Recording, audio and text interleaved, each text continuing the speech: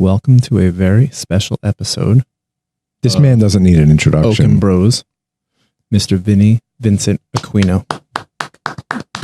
Thanks for having me, guys. Take a bow, Vinny. Yeah, it's very The interesting. man, the myth, and the legend.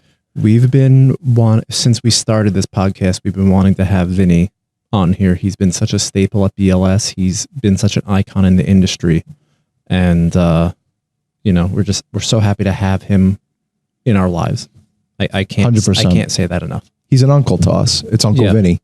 Yeah. You know, when I go to a client and I say, you'll be talking to Vinny in New York, they have this image of like this mafia boss. And you kind of are a mafia boss, but like, No, I don't have the gold chain and right. That's the black outfit on either. no, you don't. So- You don't. I mean, you like golf, you like a loaf of bread and a glass of wine, but that's a glass of wine. Yeah. So how many years has it been, Vinny? Let's put it this way: it's scary to say that I was at your bar mitzvah when I worked here. That's unbelievable. And but That's like unbelievable. that was like you got a candle at my bar mitzvah but that, too. Yeah. that was 15 years in though. I know. You didn't start the year before my bar No, mitzvah. it's not the Try year speaking before a you- little bit more. I didn't start the year before your bar mitzvah, but it's pretty sad that I was at both of your bar mitzvahs. You were at our weddings. Yes, You came to Vegas for my wedding. yes. You know, You got married And at hold the on, Black. in a blackout. that That during was crazy. In a blackout. We had to. There was that during the blackout in New York. I don't quite remember. You were like dispatching from the party. I remember that. You and Kevin were like, No. We had to go to a hotel room. We had to rent the hotel room to set up the computers in a hotel room. And then when I got there, I had to tell your father that I was going to rent the generator to power up the building. And he's like, no. Right. Yeah. He wasn't too pleased with that. And then when you got back, I had a generator in the front of the building that we had to stop every 6 or 8 hours to refuel it with diesel. That segues into the question that I want to ask. I've been wanting to ask you for a few days now. How are you so cool under pressure? You're an inspiration. I'll freak out over this camera. We see exactly. Like I'll freak out over the smallest thing in the world. You're known in this company and in the industry as the Iceman. You're Vinny the But Iceman. what is freaking out going to do for you? I don't know. It feels good, I guess. It's not going to do anything for you. Right. It's not going to get you the answer. It's not going to get the problem solved. But you're dealing in such a high touch business. I remember, I'll never forget this. I was dispatching. Vinny kicked me off the seat. I sat down and I was dispatching. He's like, "You're gone. Get out of here right now." Yep. He's like, because I was freaking out. You were making a mess. I was making a mess. No, but I was freaking out. Vinny, How many? Just so everyone knows, this wasn't 3 weeks ago. When was this? It was last month. You're out of here. Man, I was in college at that point, right? I think I was in college. College. Yeah, and I was late college, probably. Yeah. I was in college and I sat down and I was dispatching and I saw we were short on cars. It was a Friday night. It was raining in New York City. It was probably sometime in May. Mm-hmm. And I'm starting to get flustered. And Vinny's like, chill out. Look at your board. See where your players are. Vinny looks at it like a chess game. Mm-hmm. And I started getting nervous. And he says, if you're going to get nervous, get out of here. I was like, all right. And then it got worse. Right. Then ASAP started coming in. This is before the days of Uber where ASAPs were an actual thing in New York City. And Vinny said, didn't curse. He said, you're gone. Out of here. He said, go do billing or something. I put my head down. I got up and I walked away. And Vinny handled the rest of the board. How do you keep calm under a day in New York City? Like, how do you not get flustered? Well, like I said, first of all, getting flustered isn't going to do anything. Mm-hmm. If you look at this business and you look at any sort of dispatching systematically and you know where your cars are, you know who your players are, you know what time the guy's going to take to get from Manhattan to JFK, and you know the person has a 3 o'clock flight, you can look at this and organize it so you'll be able to maximize your car's usage and get all your clients picked up. Mm-hmm. But getting upset and getting crazy. Did you ever? Was there ever a job? Was there ever a client where you go, I'm fucked here? No, well, No? I don't think Vinny's so. ever lost his cool with that. I think he's cool with other things. Oh. What irks you? What's your like pet peeve in the industry in our thing? Is it a stupid driver? No, Is it? it's when people make stupid mistakes. Mm-hmm. You understand a chauffeur is a chauffeur, and he could make a mistake east to west or make a left instead of a right. Mm-hmm. But in this business, it's so sensitive that timing is everything, punctuality is everything, having the right equipment that the client needs, whether it's baby seats or bottled water, and little things like that are what made this company different. Right. Okay, that's what made us different as opposed to any other company, is the detail that we put into every reservation. Well, you literally look at every single ride like it's its own event, and you say you match the driver. I mean, you were doing that from day one. Day one, you had to match the right driver with the right client, because then it was all about relationship, which is it still is now. 100%. Certain clients come in, it has to be this driver. It's so funny. I'm listening to Vinny, and you can take the man out of dispatch, but you can't take dispatch out of the man. 100%. And like you were trained. Who trained you? Was it my mom that trained you, or did they just throw you to the seat? Your mom would be home, and she still had the stuff at home. And she would call me and say, oh, this is so-and-so. You have to watch them. You have to make sure they have this, this, and this. Because there was no computer to tell you that these are the special services that you needed. Your mom would tell you. Mm-hmm. Right. All right. And then all of a sudden, if we had a premiere, we'd be organizing it, and your mom would call, no, you can't put that guy on that. You have to put this guy on it. This person only likes this, this, and this when they get in the car. So your mom really laid the groundwork on what had to be done, because she knew all the clients, because those were her clients from day one. Right. Until your mom felt comfortable, and then she would little by little, okay, yeah, just make sure you have this, this, and this covered. And when this person comes in, no, you have to make sure they get X, Y, and Z, or they get this bottled water, or they get whatever they want. And also, just for everybody's frame of reference, Vinny, you started out as a driver, then you moved into dispatch. How long did you drive for? A few weeks. Really? Yeah. And I think, how did you get into the office? Who said? Your dad. So you met my dad? I thought it was mom that said something. No, I met your dad. Really? Yeah. And then, and then he's like, "You coming in?" I don't know if it was that gentle, but it was, it was something like that. So then you came into the office. You worked dispatch, and just fast forwarding to today, Vinny's executive vice president of operations, which just basically means he manages East Coast operations, the global fleet, and just overall global strategy. I mean, Vinny and I are on the phone. Hold on. Hours a day. I got to ask you a question. What's that? What did you think now? Because I told someone once that it wouldn't be unusual for your dad and I to speak 5 times between 8 and 9 o'clock in the morning. Right. And they were like, absolutely not. No one speaks to the owner that much. And I'm like, yeah. So now the fast forward that you're now taking over that role. Right. What did you think all those times that I would be on the phone with your dad discussing things? That's a great question. It's a great question. And, I don't know if I ever really thought about it. I think I just kind of took it for granted. And I know that both you and my dad were dedicated, and you were, I just thought dad was being annoying. I just thought dad was, that's true. Yeah. I thought dad was just trying to bother you. And just trying to bother you. It's like, man, these guys got to work. They have several hundred rides. They got to put drivers in the cars. They got to get the cars over to Midtown. Like, why are you calling them? And I used to ask him that, and he's like, you don't understand. He's like, this is part of the job. You gotta know what's happening in your company. What I learned recently is if you want to get something done, you have to talk about it over and over again, day in and day out, until it becomes habit.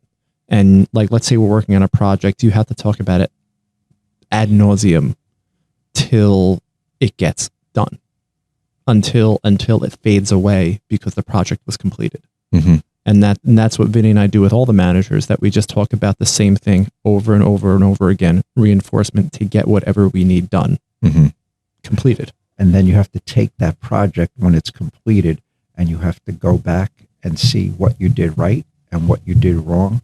And if that blueprint works, save that blueprint. And if it doesn't work, tweak it for the next time you have that project, or look back at your notes and look back at what you did right and wrong to prepare for the next project. Exactly. Right.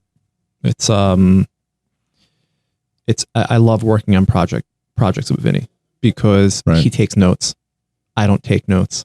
So I call him and then we go through the ticker list, as Vinny likes to call it, and say, okay, we have this, we have this, we have this, and we have this. And then we talk through it and we say, okay, what happened with that?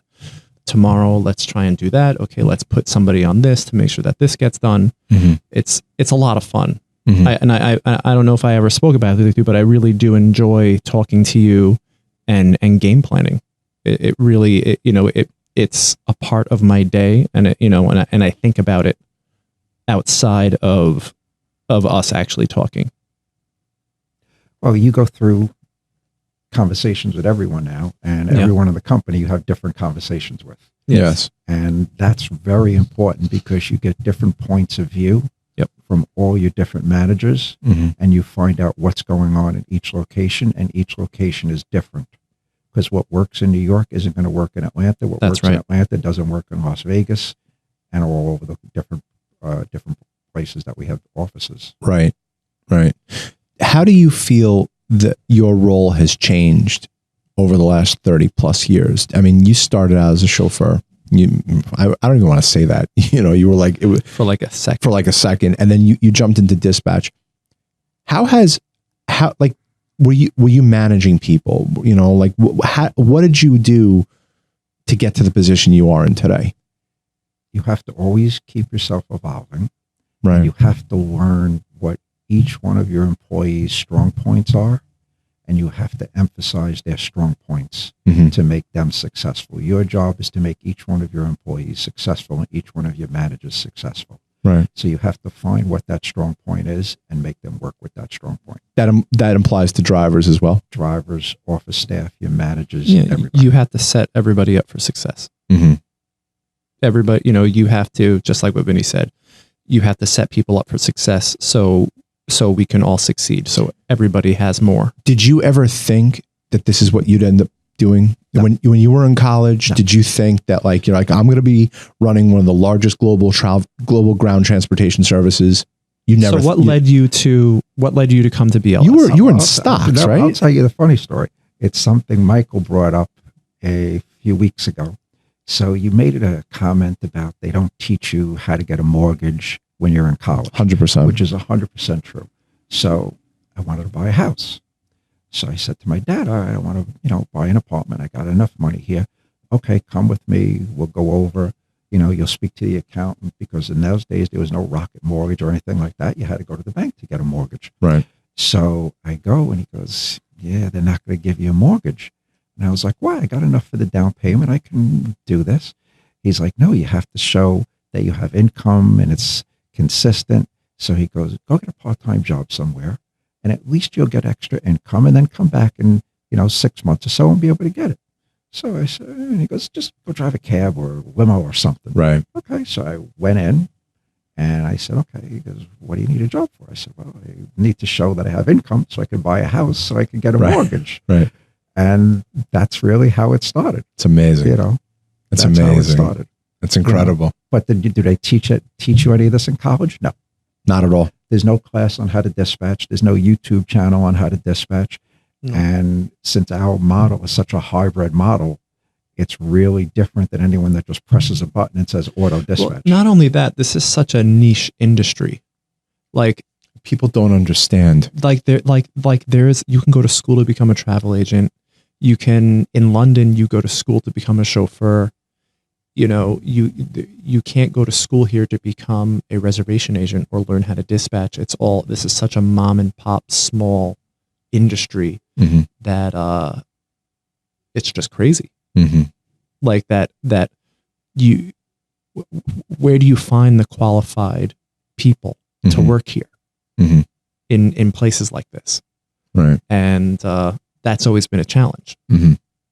To find people with experience too, because there is no education classes to specifically do what we are doing. Sure, you can go to school for an MBA or do things like that, but it's a very niche place. I just want to mention that Vinny and I went to the same college, which is really cool. It's a few years apart. And but now it's a Division I Who would have college thought, right? football team. CW Big Post. shout out, CW Post, Yeah, that- LIU, baby. That's going to be tough to watch them go Division One. But lacrosse, they've always won national championships. Yeah, I was friends with a lot of lacrosse players. They were great guys.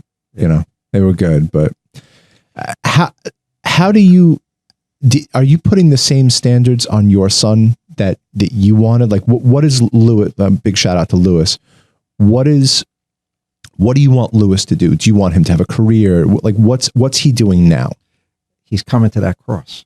He's coming to the cross in the road very shortly. He'll be graduating in From where? May. He's at a private college up in Connecticut. It's Sacred amazing. Heart.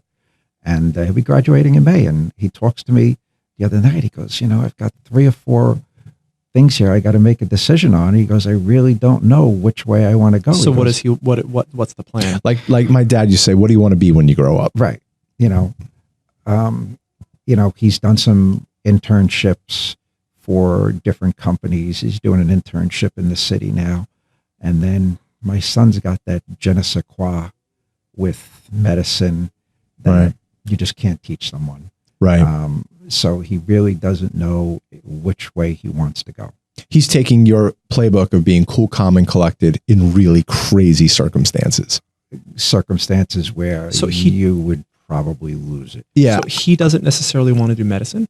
He likes the analytics part of working in a company. Mhm. He likes doing that stuff, but he likes the adrenaline of medicine. But He's that's Like that, father, like son. He's That an could wear adrenaline off. junkie. No way. It's Yeah. like father, like That's son. interesting. Is your wife, Liz, is she cool, calm, and collected, or is she under pressure? Let's put it this way. Is Liz the Hey, ice woman? No, I came back. I'll tell you quick. When I came back from running one morning, and it's, I don't know, probably 5:30, 5:45 in the morning, and she's screaming at somebody already. And I'm like, who are you screaming about? It's 5:30 in the morning. She goes, I gave the project to my assistant, and she didn't finish it yet. I said, but it's 5:30 in the morning. Right. Yeah, but she's in India. Amazing. And I'm like, oh, okay. So she's not as cool and calm as I am, So the Vinny did not wear off on all the family No, members yet. no. Yeah, but Right. but that's why they found each other. Yeah. It's a yin and a yang. Absolutely. Yeah, definite yin and yang. Absolutely. Do you miss the days of dispatching by the seat of your pants? Or do you like the automation? Do you like the new technology? The new technology is great, but our model is never to go with auto dispatch because of the niche clientele that we deal with. We still put a lot of hands-on organizing every one of these days in every city. Right. Right. No. Don't get me wrong. I think that. So you realize it's kind of like a hybrid. Like Well, they're yeah, still we- dispatching by hand. Well, no. Listen. Well, the computer does a lot, That's not my point. and I think Yeah. that there is assisted dispatch where the computer can make recommendations, Right. and I think that has value. But ultimately, taking the human touch out of our business, taking the human touch out of any business, is a big mistake. Mhm. And because all that stuff always looks good on paper, but as soon as you put it into practice, it never quite works. And then you just end up pissing off the people you're trying to service, Right. because the expectation is the expectation. Right. And to make a computer do that, that won't happen. At least not now. Do you miss the days of writing down the No. on the yellow pads? No. You like the right click and go, Yes. the drag and drops. Drop and drag is Right. is the way to go. Right. That's So, the way to go. so then where do you see business going in general, industry going, our industry going in the next 5-10 years? Before we jump to that, Sure. I have to just mention something. Vinny said the most profound thing. This is 20 years ago. I was always, come on, we got to get another 100 rides a day. Come on, we got to go and we got to get this account. We got to get that account. I was always trying to rally the troops like that. And Vinny, in his Iceman, Iceman cometh. the Iceman cometh persona, sat me down in his office and he says, Grasshopper, what'd you used to call me? Used to call me Junior. Junior. He goes, Junior, listen to me. He goes, you want 2 more rides a day from each account. That's it. Not 1, not 3, just 2. Yeah. And that quiet. Yeah. Because you know, we'll be in a presentation and he's like, the OSI field. And everyone's always like, yeah. But Vinny knows exactly what he's doing because he wants everyone to listen to what he's saying. Yeah. Vinny is so calculated in what he's doing. He's not doing anything arbitrarily. Vinny said the quote, we should put that somewhere in our company. Yeah. All we want is 2 more rides a day per account. Yep. You don't want 5. You don't want 1. You want 2 more rides a day. And we were just talking about that right before we got on the air. Yeah, 100%. That you want an account that's just going to give you 2 more rides a day. Because at the end of the day, it's going to add up. All adds up. Right. And then, but not only that, you get the accounts that throw tons and tons of rides at you. There's more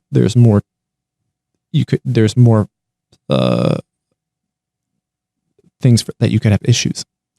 We have those accounts. Sure. Those accounts. Sure. But Vinny's always talking about that for the long-term growth. Correct.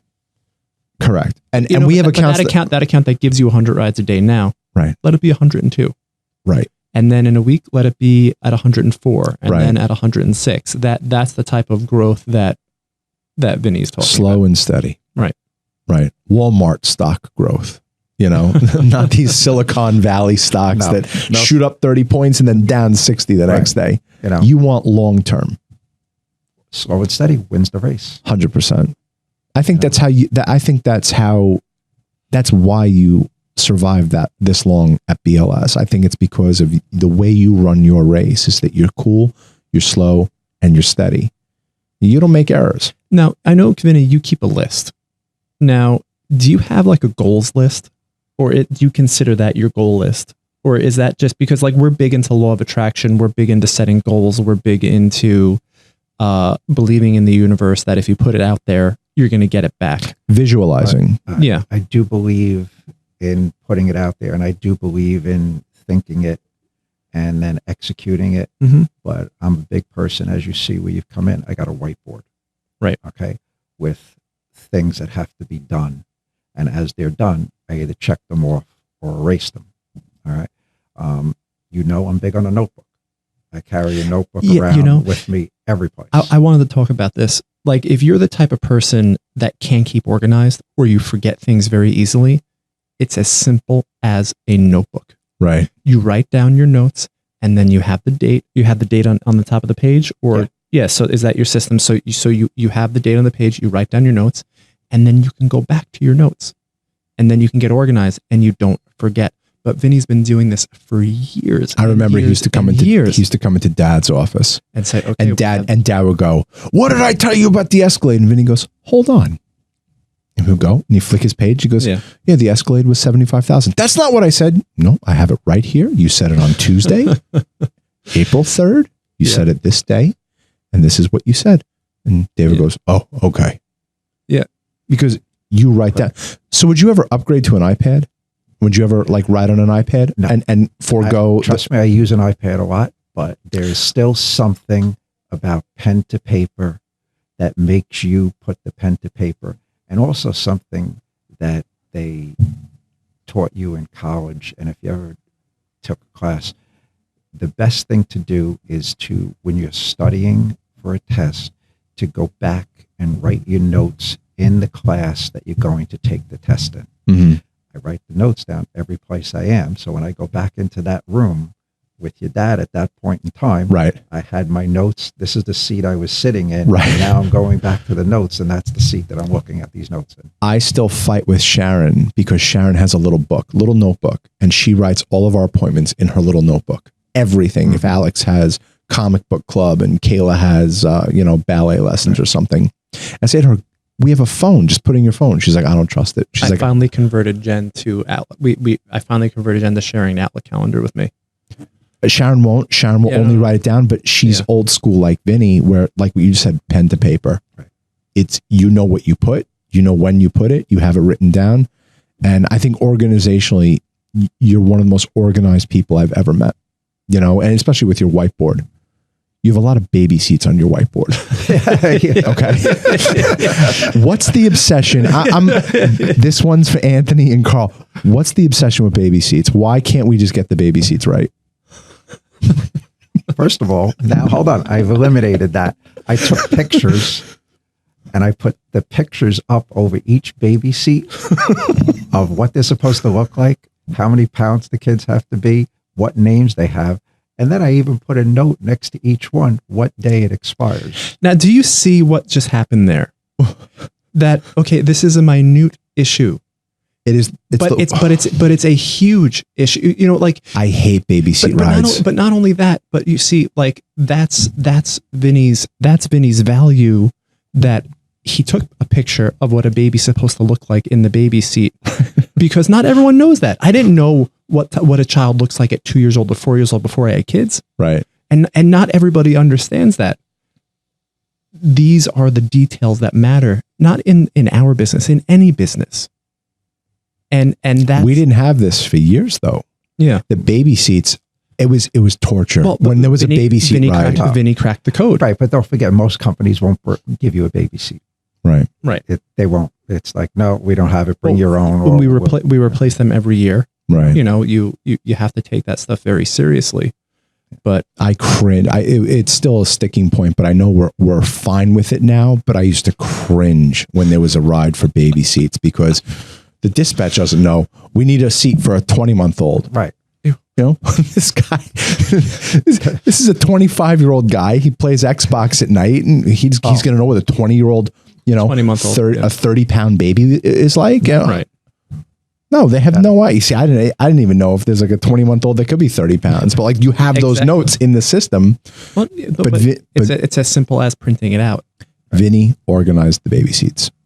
Yes. Right. Okay. Yeah. That's so we're under control with baby seats. We're under control with baby seats. We've established that. Yes. Now getting it in the car is a whole different story. That's another thing. Did you send the baby seat on the ride? No, I did not. Why didn't you send the baby seat? I didn't see the note. Why didn't you open the reservation? We didn't get that far yet. No, but it's been better. I want to forego it completely. There was a point where it was so bad that like we had baby seats.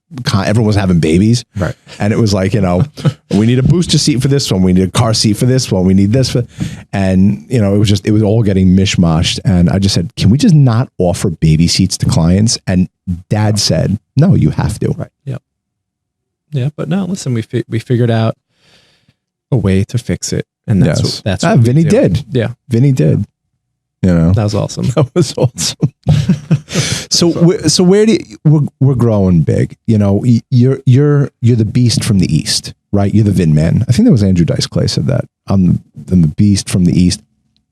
We're expanding on the East Coast. Mm-hmm. Washington, D.C. is in our grasp. I mean, it looks like we got approved yesterday. Where do you see, how big do you see BLS getting on the East Coast primarily? You know, we're a beast in LA and Vegas. The East Coast market is a niche market in certain pockets. The DC, Alexandria is a big thing. The Connecticut hedge fund area is big. Okay. And then up in that Boston area and going up so far as the Cape is a really open, big market. So I could see BLS learning and moving into each one of these markets as we expand and we grow all the way up the Eastern Seaboard. And then don't forget that little South Carolina down to that North Carolina. You're not kidding. And that triangle over there is becoming real big as well. You know what I want to talk about? Yeah. The fleet. Yeah, we could talk fleet. I wanted to talk fleet. Vinny manages our global fleet. And I don't know if a lot of the listeners know, but there's been a lot of changes upcoming in the industry, that there is no more Lincoln sedan. There is no more Cadillac sedan. So Vin, what is, in your opinion, the future of the livery market fleet makeup? I mean, that's going to be a tough question. And I'm just going to go for New York for a second because it's a niche market. The only way you can add vehicles right now is by using an electric vehicle. Right. So that's really going to be a big play here. And Tesla has built the infrastructure. Mercedes, still the workhorse. 100%. Still the workhorse. Mercedes E-Class is just a phenomenal vehicle. For clients, showing up with that Mercedes badge. The clients always love it.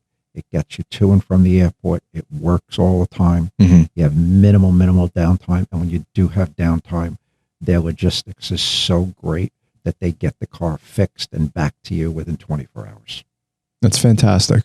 You know, And was it like that with other dealers, in the past 30 years? I think Ford used to be that way. Ford, when they had that real old big Lincoln Town Car, yes, it was. Mm-hmm. But since that town car is phased out, and then they started with the MKT and the Continental and all the other cars, it wasn't the same after. It wasn't the same when they took that long door town car away. Mm-hmm. Yeah, and it was never quite the same. Right. So, I mean, today, the sedan makeup of the future is, in our opinion, Mercedes, Tesla, Volvo is there. However, I think there is a market for Volvo, not necessarily our market. And I never saw it. You know, there is a market because of the price point. It doesn't fit our clientele that we drive. Right. Right. So for other people, it might work, but just for our clients, it doesn't work. Mm-hmm. And then we have the Mercedes. We have Jaguar. We think there's a play with Jaguar, the Jaguar sedan for the luxury market. All the Ubers and the black cars. They're still going to have their Camrys and Hyundai Sonatas, Right. and stuff like that. That's not our market, though. Not our market. Not to discount those cars. They're great cars. Mhm. You can't kill a Camry. Right. That car is going to go and go and go and go. And SUV wise, I mean, You're all in on the Escalade? Escalade has been the standard in the industry. Right. Okay. That's what all the clients want. It's Do you like it personally? personally for the ride, a little wavy, but Yeah. other than that, I mean, it's a great vehicle. It gets our clients around.